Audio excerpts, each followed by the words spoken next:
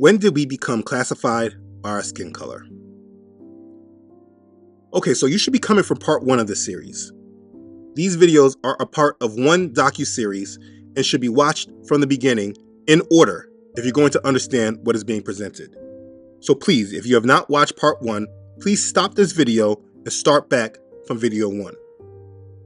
Okay, well, like I said in part 1, we are not black people. But this statement needs a lot more information in order for the point to be validated and to be true. So the first thing that needs to be done is deal with racism. Because if you're able to understand how this topic has been programmed into us, it can help you better understand what it is that I'm communicating overall. Now let's get a few things out there before we begin. This is in no way seeking to place one group of people over another people. This is not about one group or race of people being better than another. I do realize that the truth can often lead to different types of feelings, but this is not the purpose of this video. The goal of this video is for education. When we are properly educated on subjects, we allow ignorance to slowly go away. In the time that we're in, we are the most formally educated generation in the history of the world. But the vast majority of the world does not know much about race besides skin color or nationality. And in our most modern history, over the past 3 or 4 centuries, the world has been divided by race and dominion of nations. So this is just what we know today, and that's how the majority sees it. To the world, I'm an American by nationality of the country I was born and live in. But to many that see me, I am a black man from Africa. A white man is looked at as a Caucasian from Europe, a Chinese man is an Asian, and a Mexican is a Latino or Hispanic. So at the basis of race and nationality, the world is broken up by continents. People desire to label us and group us in by our skin color, continents, and regions. But is that fair? Is that accurate? The simple answer is no, it is not. But we need to discuss why. Believe it or not, racism is a fairly modern idea. Over the history of our world, people did not classify people by their race or their skin color. People were classified by their tribal names, such as Persians, Greeks, Jews, Saxons, Ethiopians, Egyptians, etc. The world was not divided by the term Negro or Caucasian. The world being divided by color was an idea that originated from white supremacists in Europe after the Renaissance period. Racism is a social construct that helps create white supremacy, and the more we attach ourselves to their way of thinking, the more we are controlled and influenced by white supremacy. For me, a while ago, I made a decision that I was no longer going to be influenced or tied to white supremacy. And because of this decision, my life has drastically changed for the better, as I made many different adjustments to my way of thinking. When you understand the history of this world, the world was drastically changed during and after the period of the Renaissance. The dividing of the world by skin color is just one of those changes. Let's talk about it. We'll start with this guy, Johann F. Blumenbach, a German anthropologist born 1752, died in the year 1840. He was the first person to divide humanity on the basis of skin color. We can attribute much of our racial divide today because of him. Now, don't misunderstand me. Racism, it already existed before this time. There was already a belief in scientific racism, which I will touch on shortly. You see, Blumenbach did not create racism. He simply placed a classification system that is still used today. An official classification of people did not exist before Blumenbach. His work is considered one of the most influential works in regard to race. He classified that there are 5 chief races of mankind. They are the Caucasian or white race. He was the first to use this classification for people of the European origin. He believed the people of the Caucasus Mountains were the most beautiful in the world. I should note that Johann was a Protestant Christian. He was born into a cultured, wealthy Protestant family, a Christian family. It should be understood that racism got its beginning through Christianity, Protestant Christianity. I know that's a hard thing to wrap your head around, and I know that there will be many different types of defenses to this. But you can't escape the facts. Racism was created under Protestant Christians, just the same way that slave masters that enslaved our ancestors were Protestant Christians. That's scripture. So let me address the elephant in the room. As I go through this, I will be using scriptures from the Bible.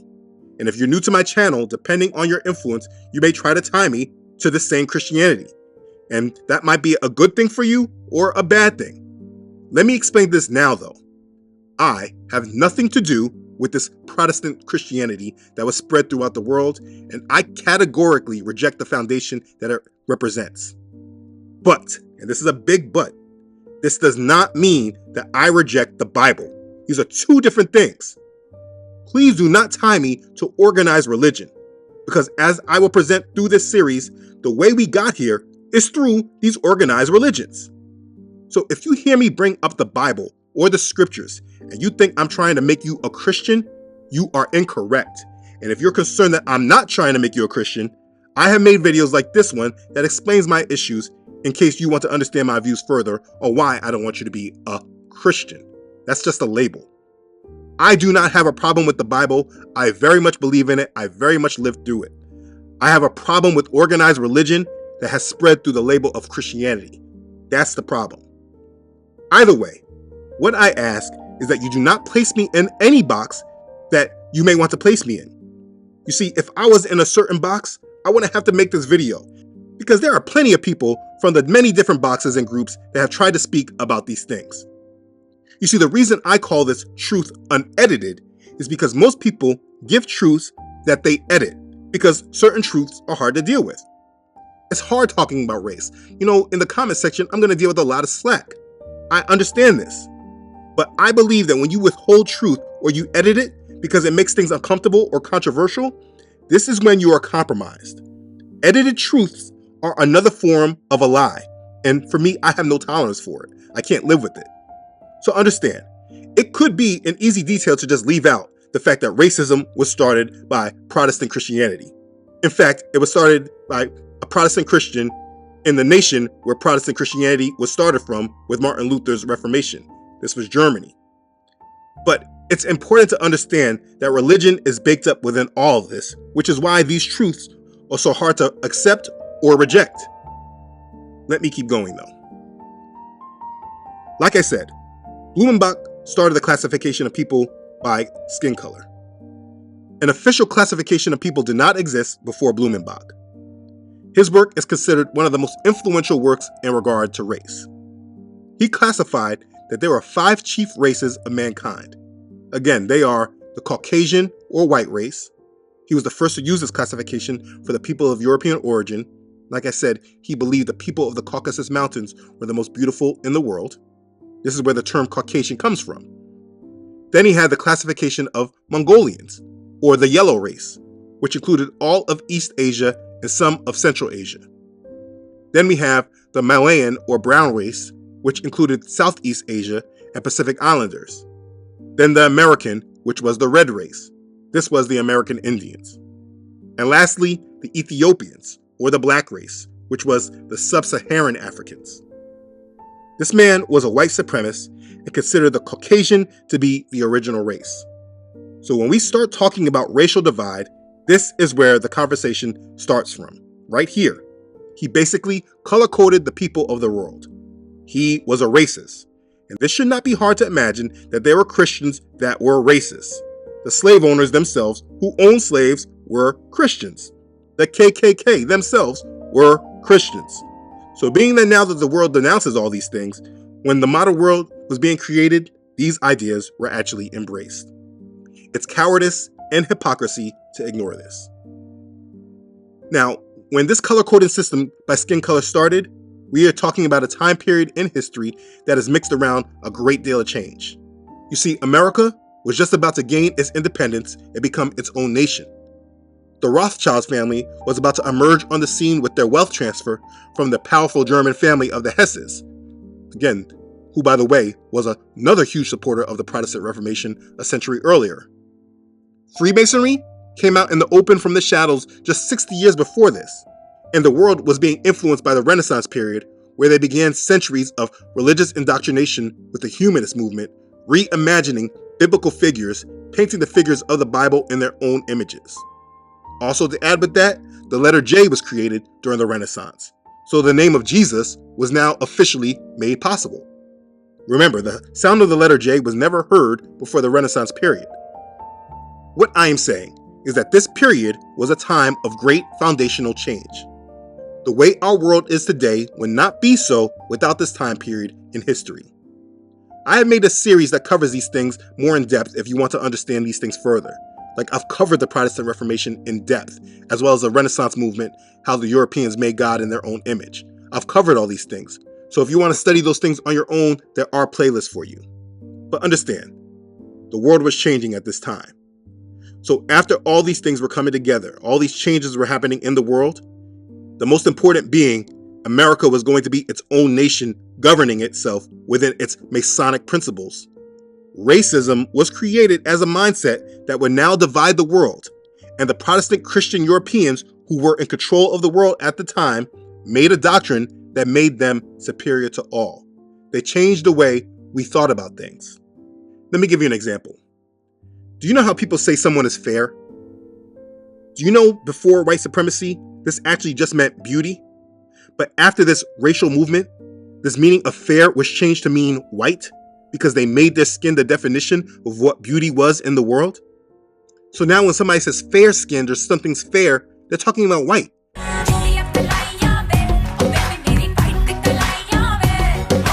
Our obsession with light skin has been around for centuries. This is white supremacy. These are just mental mindsets that were created through racism. And listen, I get it. It may make you uncomfortable to hear about it, especially depending if you are a victim to it or you benefited from it. But these things are just the facts of our world that we can't get around. We can only understand it and learn from it as we ourselves grow. Let's keep going. After Blumenbach, there were more contributors to the mental mindset of race.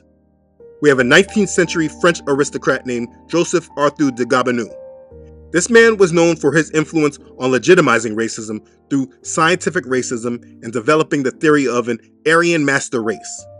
He wrote a 1,400-page book named An Essay on the Inequality of the Human Races, which argues that there are differences between human races, that civilizations decline and fall when the races are mixed, and that the white race is superior. He used the scientific racism theory, which was a belief that evidence exists to support and justify racism. Simply, racial discrimination, racial inferiority, and racial superiority. His doctrine justified all these things. Scientific racism was common from the 1600s to the end of World War II after the fall of the Nazis. It was publicly denounced as racist, but obviously held as a belief in many other influencers still to this day. I mean, after World War II, we were still dealing with racism in America. Anyways, it was this J.A. Gobineau that really helped legitimize racism as being valid. And there were many others like Houston Stewart Chamberlain, 1855 to 1927. This man wanted to advance the supremacy of the white Nordic race and its culture. The point is that due to the influence of people like these men and others is where we get the division of race today. It's not me. You want to blame me talking about it, but it's not me that made it up. It's these men. They added a psychological value to race that made people believe it was so. Basically, being that at the time, European civilizations were dominating much of the world through inhabiting foreign lands and possessing major breakthroughs in technology. To them, it meant that they were obviously superior and others were inferior. This was racism, and it led to a horrible racial philosophy, and eventually it was used as a scapegoat that was set to start World War II. What they did was create a mental mindset that was taught amongst the communities that were leading the changing world. They were teaching a justification for hate and oppression, and it made it very simple for the masses to follow. The Europeans who were building the new world believed they were the superior race, and they were given this power because of their adherence to their Christian faith, and the others who they were better than were given to them to rule over because they were evil and they were beneath them. I mean, people still feel this way today, whether they say it or not. They believe that whites are the superior race. I just remember a clip on social media that said the same thing. This girl said the same thing. Y'all's race or ethnicity? Caucasian. Caucasian. I could have guessed. If you guys could be one race for a day, what would you be and why? We're the superior race. Like, not as in like that.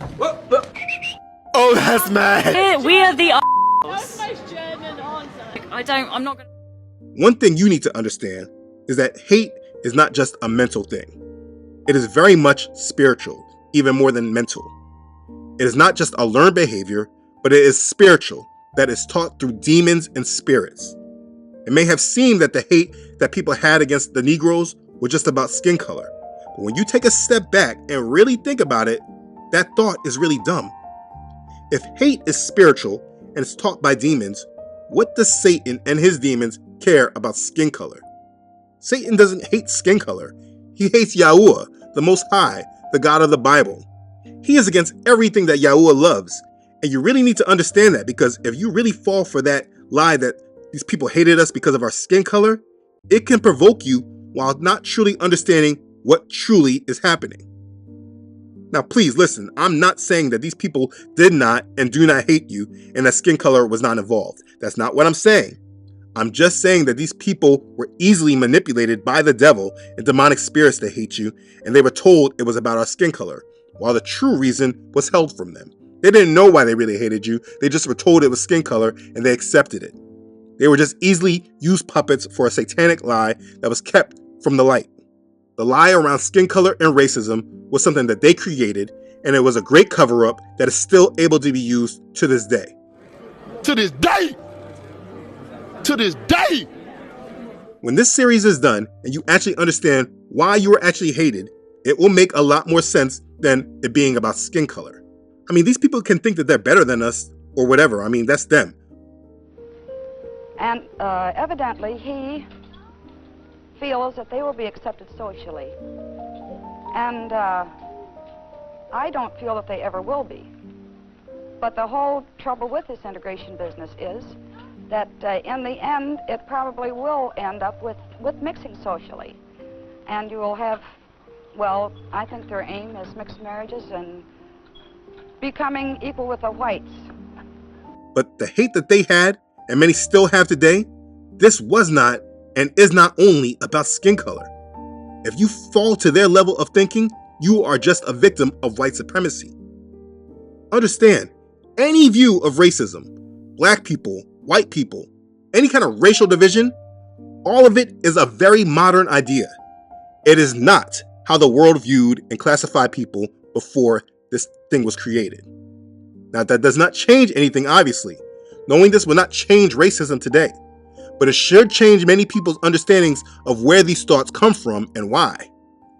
If you believe that your race is superior, it's because of the theories of white supremacists starting from the 17th century. Looking at the white race as the ones that are able to get it together and hold jobs and be civilized is an idea of white supremacy. This is not a natural view that has been held since the beginning of time. Or let's flip it, the reverse can be said. If you believe the black man is superior because he's more physically endowed, this is a twisting of white supremacy. You only see skin color because a white supremacist classified people in this way, and the world eventually adopted his thinking. When you think like that, you're a white supremacist, whether you're Negro or Caucasian or whatever you are. When you use skin color as a definition, you are a white supremacist, or you think like one. And then how this grew was formal education, and then we had mind-controlling programs like The Cosby Show. They kept these classification systems going.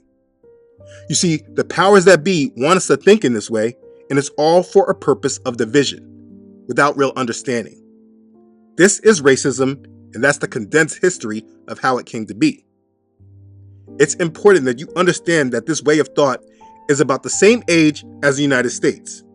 It's not a mindset that has been found in the world for 1,000 years, but a couple hundred years.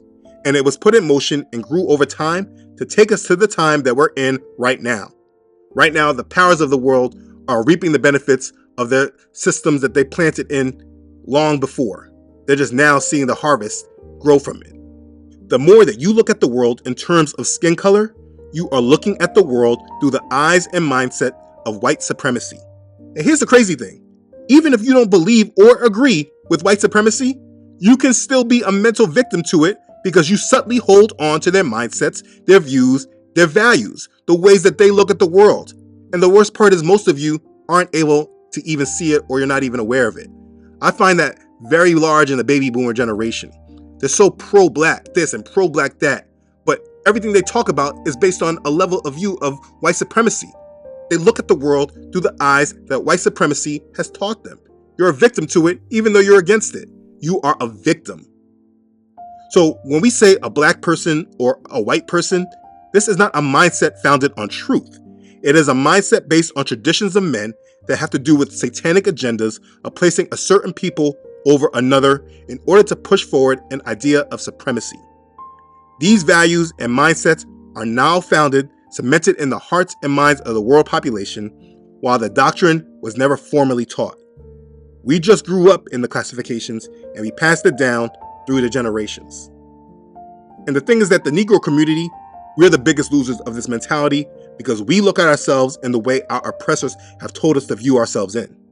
You must understand, before this mentality was created, and way before the transatlantic slave trade, our ancestors never held such a weak view of themselves that they would only classify themselves by their skin color.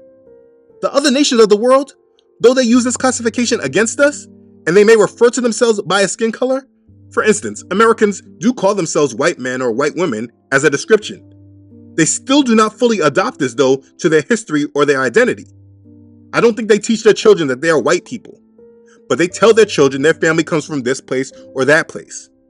Asians definitely don't teach it this way to their families. Even other Africans that come to the United States don't refer to themselves by their skin color. They teach it by their country, and many of them know the tribes that their families descend from in Africa. The Negro is the only segment of the world population who refers to themselves by a skin color.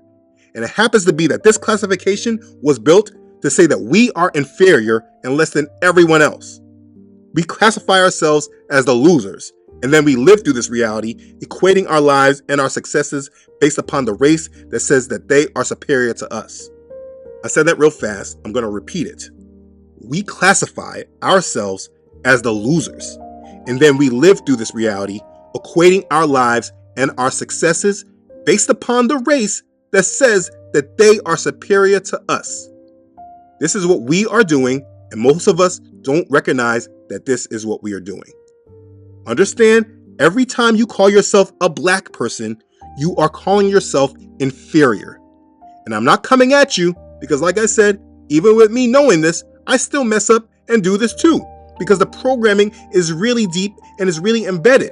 And because it's so generally accepted, it's very hard to escape it. We just conform to it.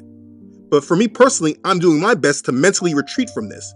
And I do truly feel if more of us live in the truth, we will be a support system for each other to hold ourselves accountable to not use this classification anymore.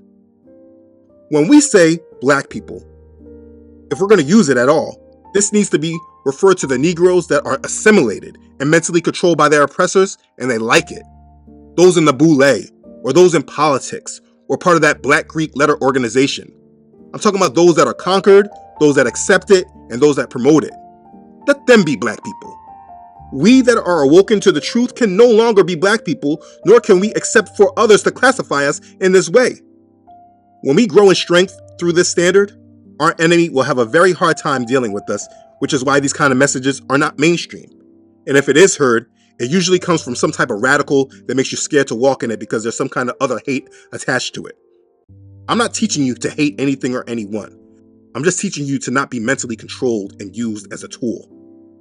What I'm saying is that we are not black people. When we use this term of black people, we are using the classification of our skin color as a tool of white supremacy, and we are admitting that we are victims to it. If you no longer desire to be a victim to it, regardless of your nationality or skin color, do not refer to people by their or your skin color. This is a tradition of men, evil men. We are encouraged in the scriptures to reject profane and old women's fables and exercise ourselves rather unto righteousness. That's 1 Timothy chapter 4, verse 7. We are also told to not be conformed to this world, but be transformed by the renewing of our mind, that we may prove what is that good and acceptable and perfect will of Elohim. As Romans chapter 12, verse 2. You see, people use these scriptures all day long, but it never goes that deep, and it really needs to. Racism is a trained mental thought given to us by the men of this world, by racists who are used by Satan to create a justification for spiritual and physical and mental hate. The foundation of it sets a divide and keeps people blind to the truth of this world. And when you look at the effects of it, this doctrine is unproportionately directed at and affects one segment of the world population more than any other group, and that is the Negro. So be done with it. We are not black people. Say it yourself and believe it. You are not a black person. But in order to understand this deeper and really apply it, it is important to understand how you should actually look at people. Because, listen, the world is divided. You can't get around that. Everyone is not the same. Don't get it twisted. There is division in this world. But in order to really understand it correctly and view the world in the way it should be viewed, it's important to view the world through reality and not the false social construct of race and skin color that keeps us deceived and controlled and conquered. So in the next part, we're going to review how the world viewed each other before the social construct of skin color and race was created. So please, continue on in this series to part 3 and understand this topic even deeper. Remember, right now, many of you are the dry bones. And as Ezekiel chapter 37, verse 11 says, "You may believe your hope is lost and you yourselves are cut off, but I am here to show you the complete opposite is true. Your hope is not lost and you yourselves are not cut off if you just awaken and be who you truly are. So I will show you." Click the link to the next video and let's talk some more. Be blessed. Hallelujah. Praise Yah. Okay, thanks again for watching. If this has blessed you, please like this and share this video with family and friends. Again, a reminder, this is not just a video to share, but to watch together with your family and your friends. It is intended to start the conversation that many of you all can lead personally. So please use this and help your family and your friends that allow you to. This is part 2 of this series. Click this link or just move on to the next video in the playlist. Again, as always, I want to thank all those who donate and contribute to this ministry. This series would not be possible without your support. I thank you sincerely. Be blessed. Okay, thanks again everyone for watching. See you in part 3. I love you all.